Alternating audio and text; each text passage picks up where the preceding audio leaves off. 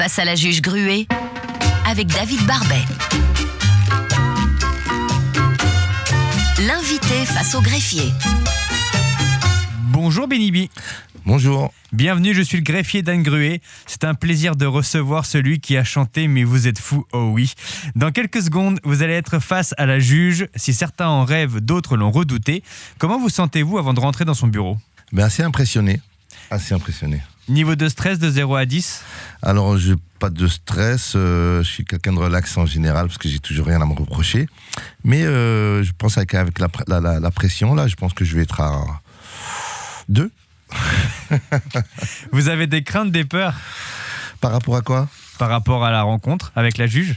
Oui, parce que je sais que c'est une personne qui a beaucoup de répartie, qui connaît assez bien de choses et qui peut peut-être dévoiler certaines choses que je ne suis même pas conscient moi-même de mon personnage. Je suis sûr qu'elle va déceler quelque chose dont je n'avais même pas la conscience, quoi. Voulez-vous bien me fournir tout ce que vous avez sur vous comme effet personnel, s'il vous plaît ? On en aura besoin pour plus tard. Alors, comme effet personnel, j'ai quoi ? J'ai mes 2 téléphones, j'ai la clé de ma voiture, j'ai des bracelets sur moi, j'ai mon portefeuille, mon porte-carte, j'ai une chaîne autour du cou, j'ai ma montre, j'ai ma casquette, mes baskets, mon jean et mon sweat. Parfait. Suivez-moi, il est l'heure de rentrer dans le bureau de la juge Gruet. Et n'oubliez pas, ce qui n'est pas toute la vérité n'est pas la vérité du tout. Le formulaire. Oui. Patronne, votre invité d'honneur est arrivé. Bonjour Benny B. Bonjour, madame la juge. Nous allons commencer par remplir un formulaire, l'administration étant ce qu'elle est. Votre nom. Mon vrai nom ? Écoutez, tout ce qui n'est pas la vérité... Alors, mon vrai nom, c'est Garbaoui Cliffy Abdelhamid. Cliffy fait partie de votre nom. Du nom de famille, oui, c'est un Oui, nom de du famille nom de composé, famille. oui. Votre prénom est donc... Abdelhamid. Merci. Votre surnom. Mon surnom, Benibi. Votre âge. Mon âge, 54 ans. Votre lieu de naissance. Mon lieu de naissance est à Bruxelles, à l'hôpital Saint-Pierre. Parce que vous dites être né à Molenbeek. Oui, c'est... Alors j'ai bien cherché, mais je me suis dit, nom de diable, sauf à être né, comme c'est arrivé en 2016, un accouchement dans un fast-food à Molenbeek, où le patron a aidé à l'accouchement de la dame, je me dis, sauf à avoir été accouché à cet endroit-là, je voyais pas très bien.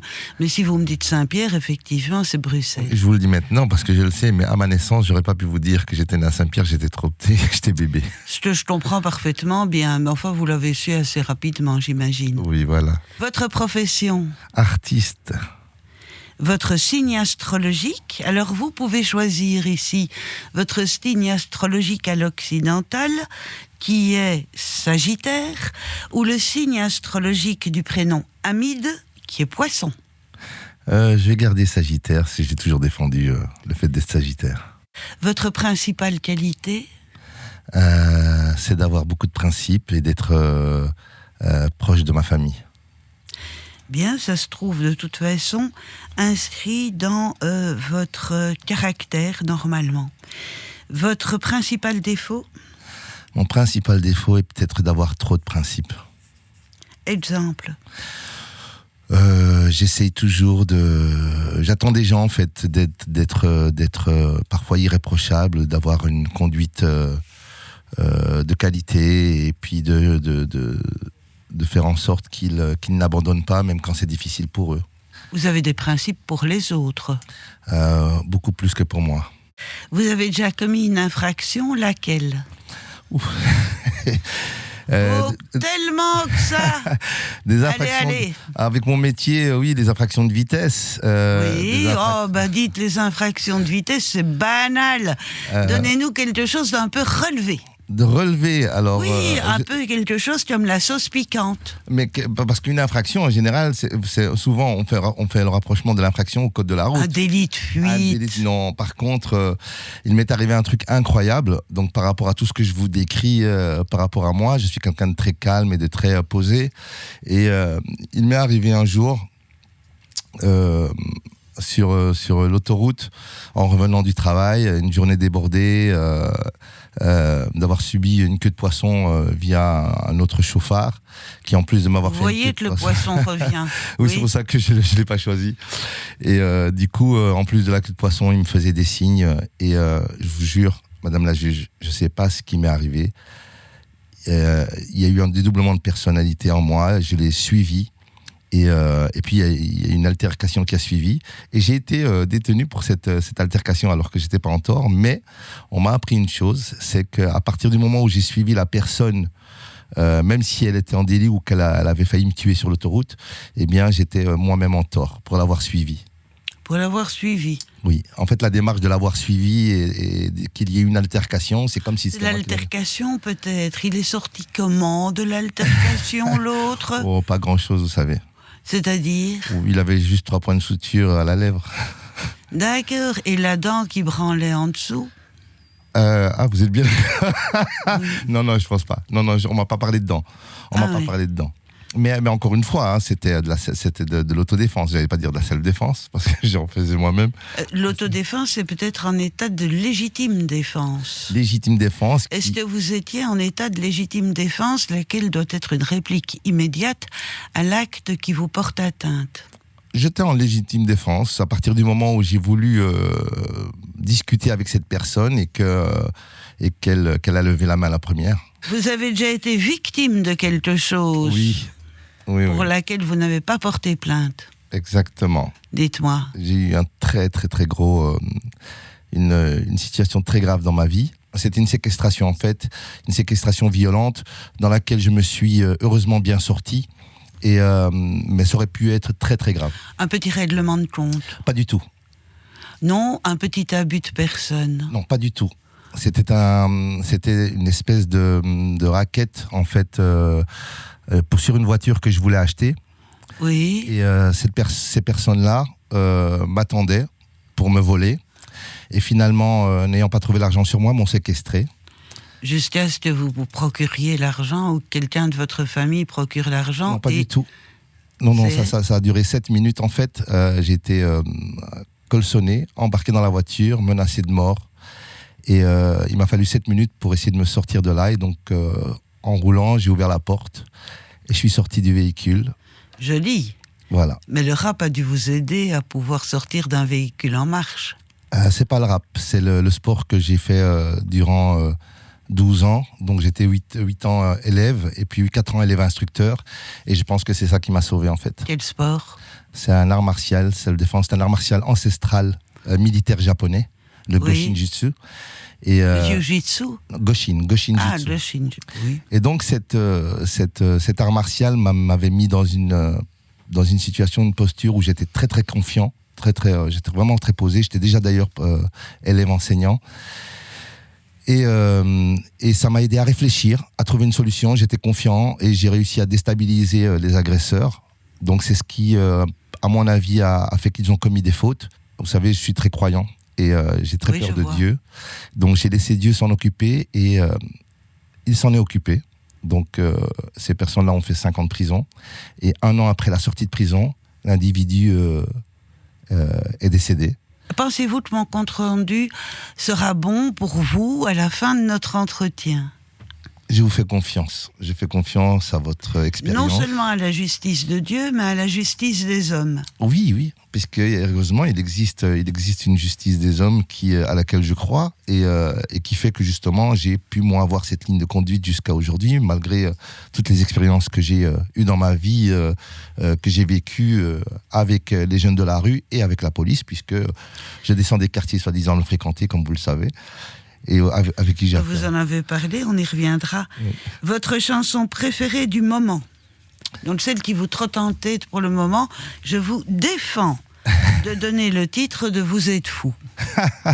Ah oui, non, ce ne serait pas elle. De toute façon, fou là là, vous savez, Man's World, James Brown.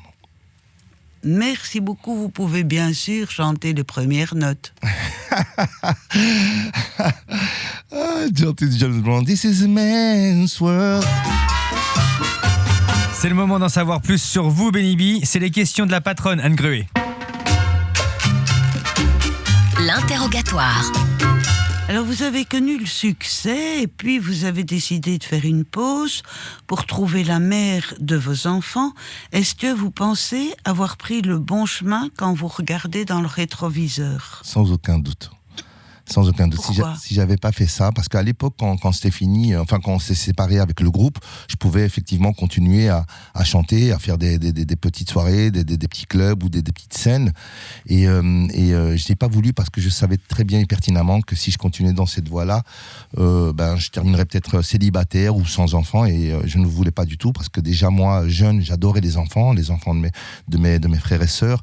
Donc j'avais compris que j'avais un attachement pour les enfants et je voulais les miens. Donc je me suis dit d'abord qu'il fallait trouver l'âme sœur, puis j'ai trouvé, puis j'ai attendu 7 ans pour avoir mes enfants, et quand je les ai eus, j'ai compris que c'était la meilleure des choses que j'avais faites, puisque aujourd'hui quand je parle d'eux, je dis toujours que par rapport à tout ce que j'ai vécu, Dieu seul sait ce que j'ai vécu dans mon milieu, dans ma vie artistique. Je pense avoir été un des plus gâtés dans le milieu artistique avec tout ce que j'ai vécu.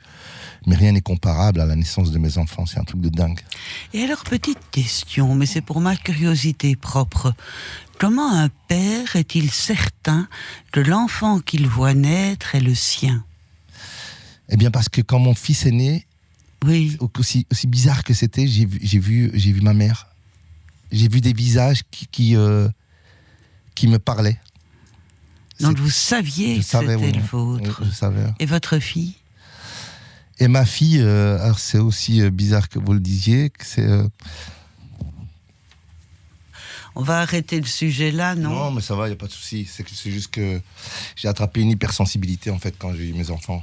Et dès qu'on parle de gosses, je suis... mais ma fille, c'est un miracle en fait, ma fille. Ma fille, c'est un déni de grossesse que j'ai récupéré parce qu'on s'était disputé avec mon ex-compagne, enfin ma nouvelle compagne.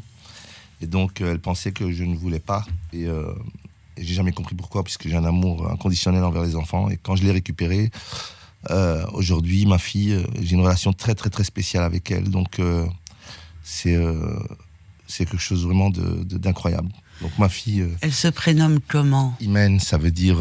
Imen. Oui. Joli. Ça s'écrit Iman, généralement. Non, c'est la foi. Oui, tout à fait. Ouais. Merci, mais je vois que monsieur le greffier a sûrement d'autres questions dans le dossier. Benny B, vous avez vendu plus de 3 millions de disques. Aujourd'hui, est-ce que cela vous fait marrer de voir qu'on peut être une star avec quelques milliers de disques vendus ?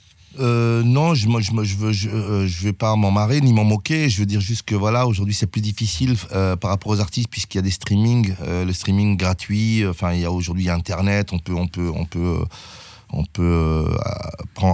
télécharger un titre sans payer. Donc c'est plus difficile pour les artistes. Mais par contre, c'est l'attachement qu'on a à ces chiffres. Donc de parler que de ça, que de chiffres, que de millions, même si à l'époque, moi, quand on parle de 3 millions, c'était déjà en 1990-1991, mais c'était que les professionnels qui parlaient de chiffres. Nous, ça nous intéressait pas en tant qu'artistes. Mais aujourd'hui, c'est incroyable parce que ce sont les artistes eux-mêmes qui parlent de ça, et ça parle que de chiffres, de streaming, de millions de streaming, de disques d'or, de ci, de ça. Voilà, mais je m'en moque pas, je dis juste que c'est une époque où on est obligé de passer par là, ou enfin eux sont obligés de passer par là. Et quelle différence vous faites entre votre époque, justement, les artistes de votre époque et les artistes d'aujourd'hui ? Est-ce que c'est les mêmes ? Non. On est aujourd'hui... je veux dire, à l'époque, les artistes ne s'occupaient que de leur métier musical. Aujourd'hui, on a des artistes qui sont complets dans le business, c'est-à-dire qu'ils gèrent eux-mêmes leur business, ils sont indépendants, ils ont leur propre label, et puis ils font eux-mêmes leurs calculs, ils gèrent tout. C'est très très une grosse machine en fait. Alors qu'à l'époque, les producteurs étaient producteurs, les managers faisaient leur boulot et les artistes ne faisaient que leur boulot. Moi jusqu'à aujourd'hui, je ne fais que ça. J'ai jamais été producteur, j'ai jamais eu la prétention de manager quelqu'un ou qui que ce soit. Et quand on me le demande encore maintenant, je dis non, je le fais pas.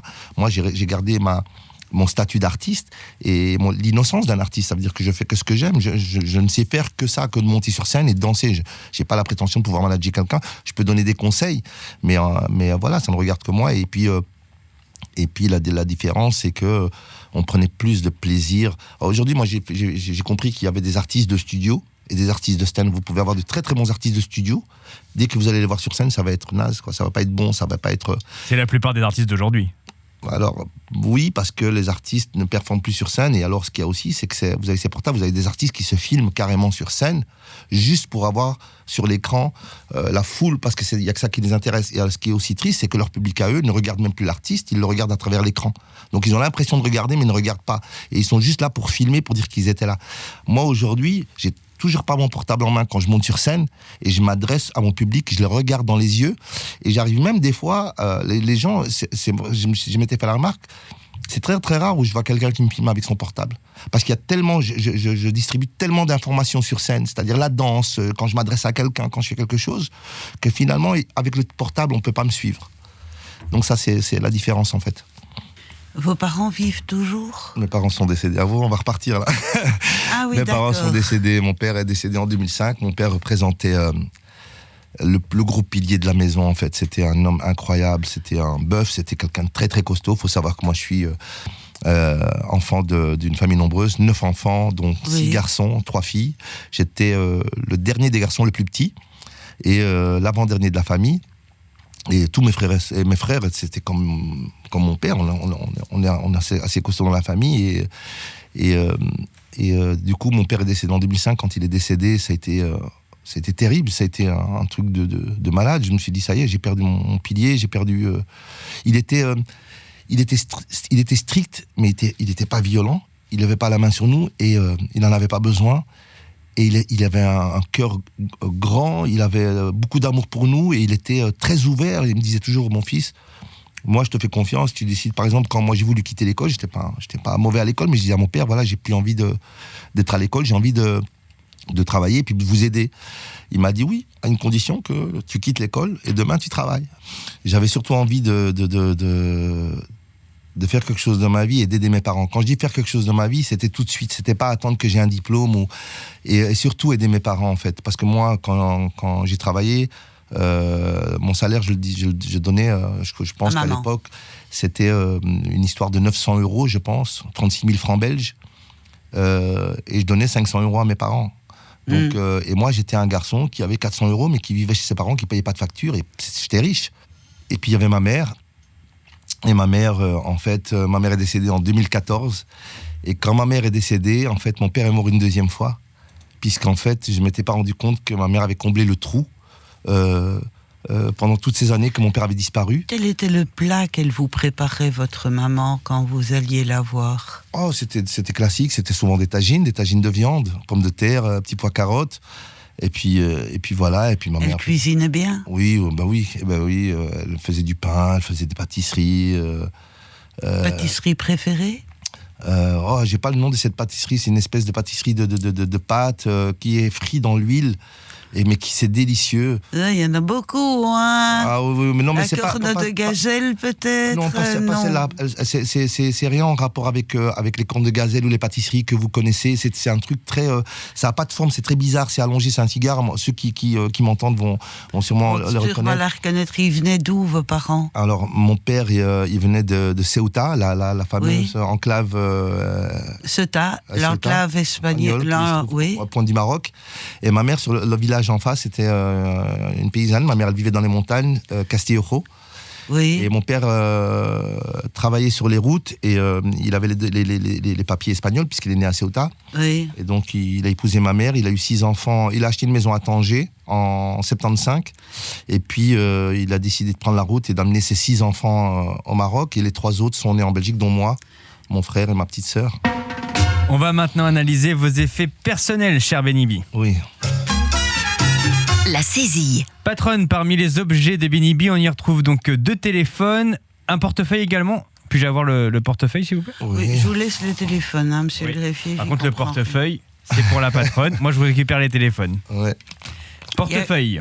Bah non, il n'y a que des cartes là-dedans. Je le vois tout de suite, même s'il est fermé. Vous cherchez le liquide, vous. Totalement inintéressant. Quoi. C'est vrai qu'il n'y a aucun liquide. Hein. Voilà. Non, il n'y a rien. Si, j'en ai dans la poche. Il restait encore des choses dans la poche. Voilà, oui, j'ai 20 balles. 20 c'est pas balles. le Pérou, hein.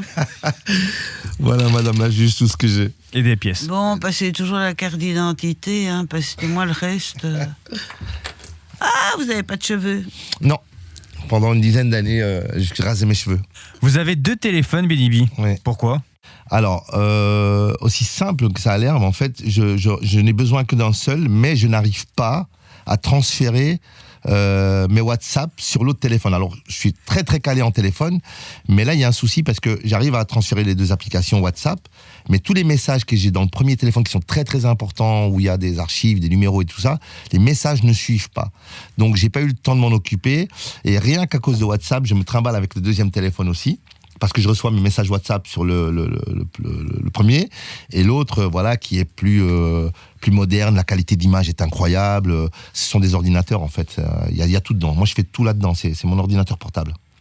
On peut avoir le code du téléphone ? À l'antenne, non. Non, mais vous pouvez le déverrouiller ? Oui, je vais le déverrouiller. Il suffisait de mon empreinte. On peut aller dans les photos ou pas ? Non. Pourquoi ? Parce que dans les photos, il y a beaucoup de photos de ma famille. Et je protège ma famille et je les montre pas. Donc, c'est pour ça que vous ne trouvez aucune photo de ma famille sur les réseaux sociaux. Ça, c'est un truc, vraiment, voilà. Ça, c'est un de mes principes. On dit toujours que dans ce métier, je suis un artiste je suis assez contradictoire par rapport à mon métier, en fait. J'ai beaucoup de liberté, mais j'ai beaucoup de principes. Tels que ne jamais afficher ma famille, mes enfants, ma compagne. Je protège. Vous avez peu d'applications sur le téléphone, c'est le basique. Hein, oui, parce que le plus important pour moi, c'est les emails pour mon travail et les réseaux sociaux pour partager tout ce que je fais. Obligé d'être sur les réseaux sociaux maintenant ? Obligé, ouais. Ouais. Obligé. Je vois qu'il y a beaucoup d'amis à moi qui galèrent et ça leur pose des problèmes parce qu'aujourd'hui, moi, mon slogan préféré, c'est quand on te voit pas, t'es nulle part. T'existes pas. Et quand bien même on se montre, il y a encore des gens qui ne vous voient pas. Par exemple, je fais des télés, je fais des shows, et il m'arrive encore de croiser des gens et qui me disent « Ah, c'est dommage qu'on ne vous voit plus ». Alors que je venais de faire une émission chez Arthur ou chez Hanouna, ou que je venais de faire la tournée Star 80. Il y a encore des gens qui me disaient « C'est dommage qu'on ne vous entend plus ou qu'on ne vous voit plus ».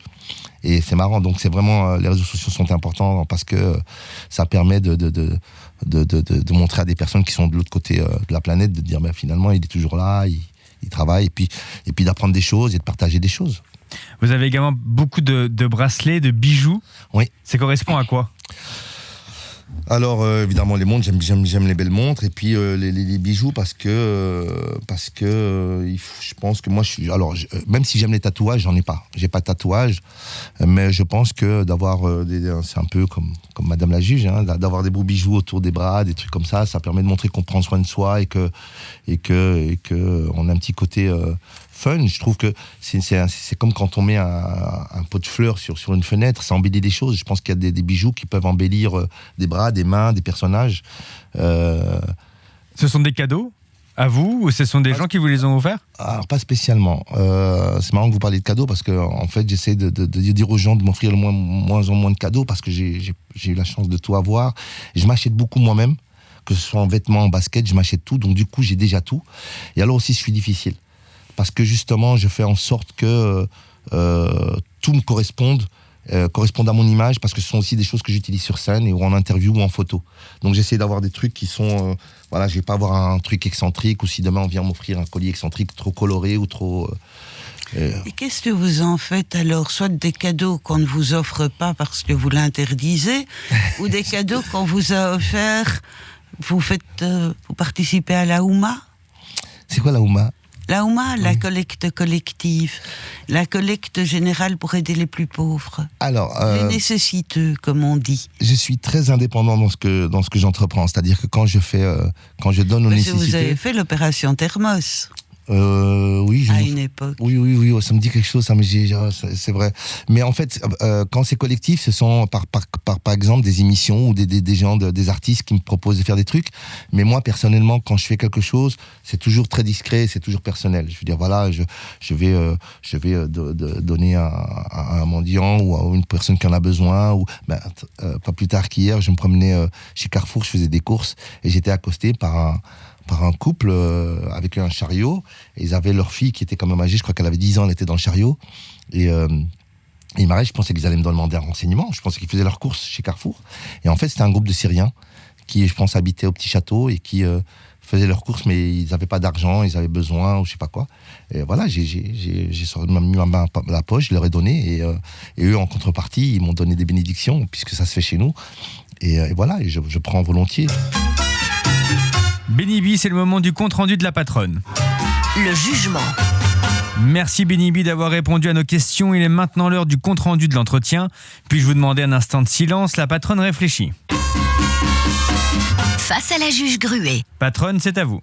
On prie pour de bons mots, Benny B, parce que c'est ce que j'espère pouvoir vous donner. Si vous ne les entendez pas, ils viennent pourtant du cœur de chez moi. Merci. Important pour vous, la religion et la famille, les piliers de la sagesse peut-être finalement, qui, au fond, vous donnent toute l'émotion dont vous avez besoin. Alentour de ces piliers profonds de la sagesse, vous avez 2 périodes de vie, celle de votre jeunesse et celle d'aujourd'hui, qui se rassemblent quelque part en un seul personnage pour former un bouquet que vous pourriez offrir peut-être à vos parents comme vous leur avez offert votre respect, votre amour et votre admiration. Terriblement protecteur aussi. Vous protégez votre famille, vous protégez les enfants, mais aussi la femme. Et la petite question qu'on pourrait se poser est de savoir si vous avez un tempérament qui reconnaît à cette femme suffisamment d'indépendance pour vous échapper. Ce qui pourtant a dû être le cas, puisque si j'ai bien compris, 2 déjà l'ont fait. Alors aujourd'hui, vous êtes curieux de tout, ça certain. Mais vous êtes curieux aussi de savoir ce que les autres, parce que vous faites attention à l'opinion des autres, vous faites attention à leur plaire, à vous ouvrir à eux, ce que les autres peuvent voir en vous. Vous êtes terriblement curieux de voir si ce sur quoi vous vous renfermez transparaît à l'extérieur, si on va pouvoir découvrir le secret de vous-même que vous ne connaissez pourtant pas vous-même et que vous cherchez encore à atteindre avec la flèche du Sagittaire qui lui fait preuve d'une force presque extraordinaire avec énergie et enthousiasme. Le Sagittaire que vous préférez au Poisson, le Hamite qui pourtant est force et charisme et patience, ce Sagittaire qui est comme une lumière qui brille dans les ténèbres et que les ténèbres ne peuvent pas saisir, une étoile filante comme un éclair qui dirige la nuit. Merci d'être vous. Benny B, une réaction suite à votre jugement? C'est une très belle expérience que je viens de vivre. J'ai l'impression d'avoir été que le temps s'est suspendu et que j'ai découvert, que Madame la juge a réussi à lire à travers moi. Très peu de gens peuvent le faire, et c'est incroyable. Donc c'est des moments que j'aime. Et puis on refait ça quand vous voulez. Que retenez-vous justement de cette rencontre avec Anne Gruet? S'il y avait quelque chose à retenir? Quand on dit que seules les personnes qui se ressemblent s'assemblent, je pense qu'il y a quelque chose chez Madame Anne Gruet dans lequel je me retrouve, et je pense qu'il y a quelque chose chez moi que Madame Anne Gruet ressent et qu'elle reconnaît. Et voilà, c'est ce que je peux retenir ici de cette belle expérience. Benny B, vous êtes libre. Merci, ça fait du bien.